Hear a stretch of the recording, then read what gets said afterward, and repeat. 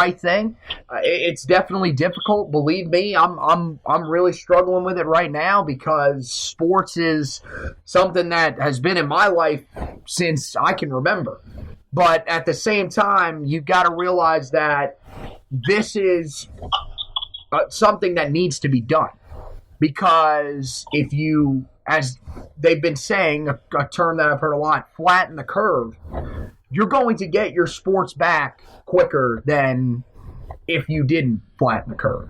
And I said it, unfortunately, I think for a lot of the people that are kind of stuck in the mindset that this really isn't a big deal, it's going to take something major, a big name coming down with it to the point where they're in a tough situation or potentially even passes away, for people to realize how serious this actually is, and that really just stinks. But I commend the ACC. I know that some people probably don't really approve of the fact that they had the press conference. They said things were going to go on and then eventually stopped it. But I mean, look, we're not supposed to praise people from Duke on this podcast because we are a Tar Heel lean podcast.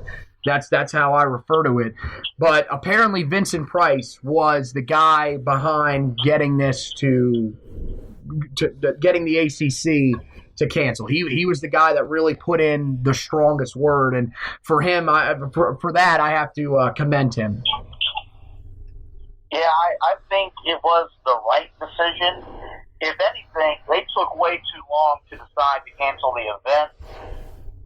It should have been canceled the night that the NBA decided to suspend their season. You knew the NHL was going to do the same thing, Major League Baseball. The second that those pro leagues said, hey, we need to take a minute, it shouldn't have been a second thought. You just go ahead, you postpone the event. It sucks for the fans that made the travel for the event. It sucks for the sponsors that paid to have advertising done. But ultimately, and I love the ACC tournament as much as anybody that you're going to find. It's my favorite tournament outside of NCAA tournament. It wasn't worth one of our guys getting sick or any of the other institutions that were there getting the virus, possibly losing their life. So that's the only thing. And for the NCAA, I think if you could have maybe postponed it, you do that. But I think they exhausted every option, and it's going to be hard to find all these arenas to host all these teams, all these fans. You got to fix the TV rights and all that. So while it sucks, because it'll be the first time since 1938 that an NCAA champion is not crowned, this was the right decision.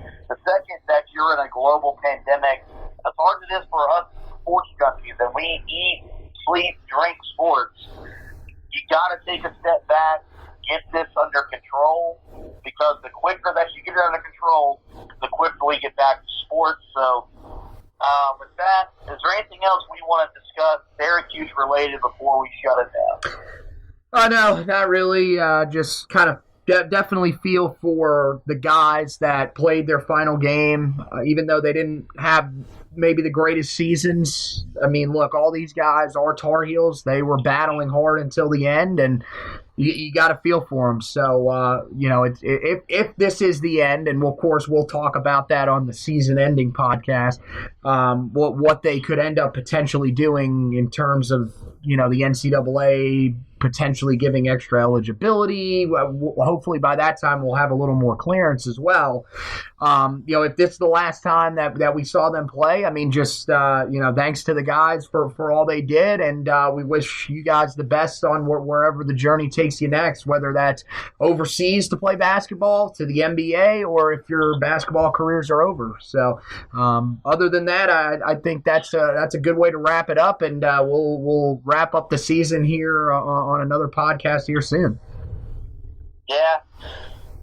I do want to thank the seniors for everything they did this year and all of their years while on campus, including Christian Keeling and Justin Pierce, although they were only at Carolina for 1 year. We're still thankful for what they did.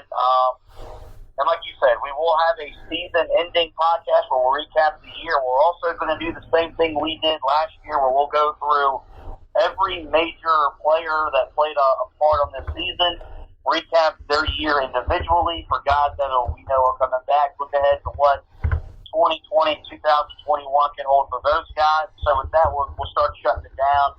And of course, whenever we get to the end of the podcast, we always talk to you about the HeelToughBlog.com.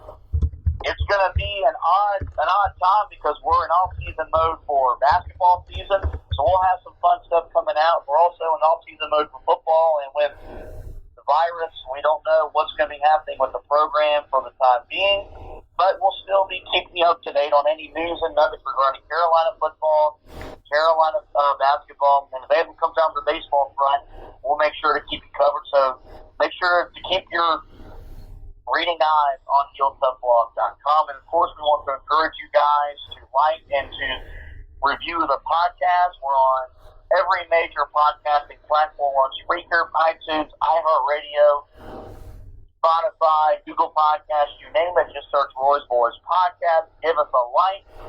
Give us a review. Most importantly, we encourage you to subscribe. That way you get every podcast after we do a new episode. Well, with that, I want to thank Anthony for coming on here and talking about a difficult game, a difficult situation. We want to thank you guys for listening. And as always, go Tar Heels.